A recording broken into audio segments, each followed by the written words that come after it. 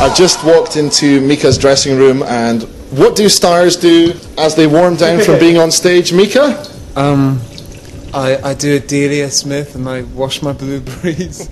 And that's not figuratively speaking, that's actually literally blueberries. You are actually washing some fruit and you're going to take this to Camden. And I'm going to eat this, yeah.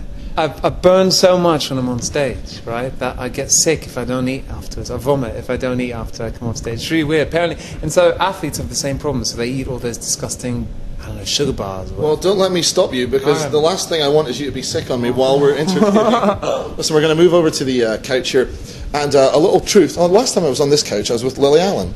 Oh, yeah? In the same dressing room. A truth, before we go any further, Mika, is that about 6 hours ago when I turned up to do this interview first, I was sober. And now you've... Well, I've been to your concert, we've had some curry, and we had a great time, actually. How was Glasgow? Well, having the curry or having the concert? Both were fantastic. In equal measure. Yeah, Thank you. You didn't come with rice, but on the other hand, you were much healthier. I don't know if I'm healthier. Maybe I seem sweeter and healthier, but... With all this fruit. At the heart of it is rotten core. You said on stage, best ever Scottish show. Was that just what you say, or was that true? No, it's true. No, if I said that every time, the people would figure it out. It'd be like, he's an idiot. But I heard from Jackie from your record label that this is, and she wasn't at your Dublin show, but you've done 3-4 other UK shows, that this was the first ever that you took your shirt off at. Yeah. Was that a sign of you're enjoying yourself? I was burning. I was too hot. I was really hot. That's a Scottish first for February. Actually, too hot. There's someone at your door. Do you want to let them in? Depends who it is. Who is it? Hello? Hello. Hello. Just to get some stuff. All right. Hello. Hello. What's your name? Ruth. Ruth is here to collect my wardrobe, which is already gone. I gave it away. Oh, Ruth, it's all gone. Shoes. The shoes are here. The shoes are there. Jacket. Gone. Don't know. I don't know. I threw it off stage somewhere. I like Ruth already. Ruth is sweet. Now, I heard, though, that your mum actually does a lot of your wardrobe stuff. Yeah, she does. She actually makes a lot of the clothes. And she's here earlier, because I said hello to a lady earlier, and I said to someone after, who was that? Oh, that was Mika's mum. Yeah, she's in the crew. Because this is like Pixie Law. Everywhere Pixie goes, her mum goes too. Oh, it's not like that. No, my mum's not. My mum is literally, she helps build the show. She doesn't follow me. We travel separately. Okay.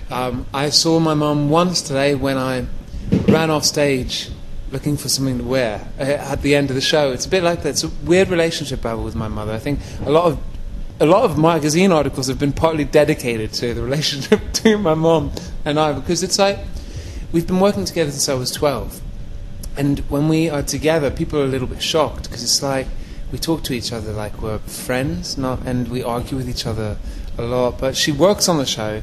She has done since I was little. I don't really know anything else. A lot of people are disturbed by the fact that she's like here like 7 hours before me and works so much harder than me. She was here when I was sober. Yes. I couldn't take my mum anywhere near my work, so that's a nice thing though that you can. Oh, it's not sweet. She's a nasty piece of work, which, believe me, she's so harsh. She's one harsh lady. This is the first time I've spoken to you. I spoke to Leona Lewis last week about Everybody Hurts.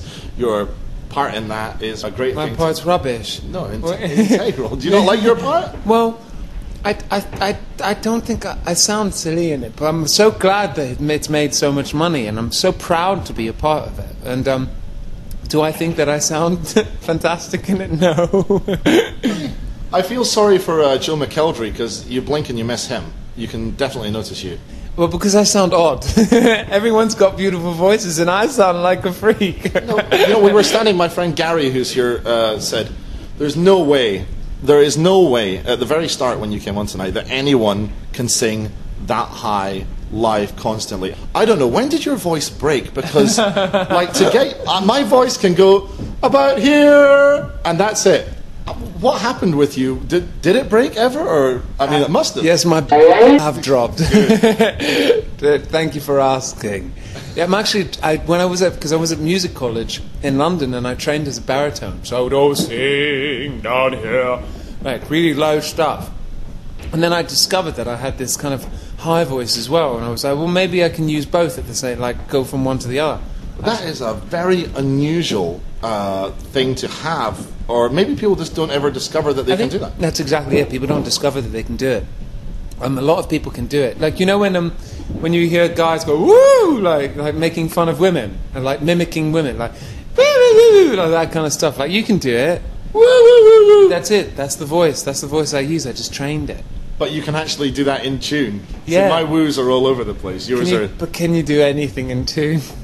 not much. Well, there we go. I can do football songs in tune, and that's about it. Tea in the Park lineup's announced today, Yeah. as in tomorrow. I saw you there a couple of years ago. You want to come back? Do you know if you're going to come back? I would love to come back. I mean, it depends. I'm going. This tour is taking me around the world, so it's all about what fits in where. I love Tea in the Park. I remember Tea in the Park being a kind of quite an important gig for me in Scotland. Because, well, I'll tell you the unadulterated truth. I show up to Tea in the Park, they stick me on the NME stage. I'm like, what am I doing on the NME stage? I'm like, I was miserable. I was absolutely freaking out. I was like, I sing pop music. Why am I on the NME stage? And then Beth Ditto was on before me, and she was so heavily bottled that her clothes were so wet that she had to take off all her clothes. And she just sang to the bottles hitting her face all the time. And so I walk on stage and I'm like, oh God, if Beth is getting this, then I'm going to get it too. So I walk on, and of course, it starts to happen to me. After the second song, by the second song, it didn't happen once more the entire gig that we did. And I was just like, all right. I think because we were so blazingly ourselves, and my music I was so unapologetic. I was like, listen, this is me. I'm not going to be anything else. That people were kind of like, oh, I guess he really is just a freak. Or they ran out of beer. Believe me, it wasn't beer that was coming on that stage before me.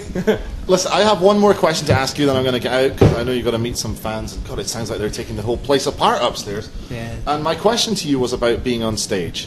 Because next week, myself and 4 of the other Real Radio DJs are doing a Spice Girls routine. And I'm Baby Spice. Oh, you do have the cheeks. I thought so. And certainly the body. Yeah. And my question for you was, do you have any tips for me and the other guys on how to get over our stage fright? Because you're for anyone that's never seen you before, on stage, like, I don't quite know how to describe it, flamboyant, extravagant, in your face. Yeah. What's your God, tip? you make my gig sound horrible. It was fantastic, in all a good way. Okay. How do you do it?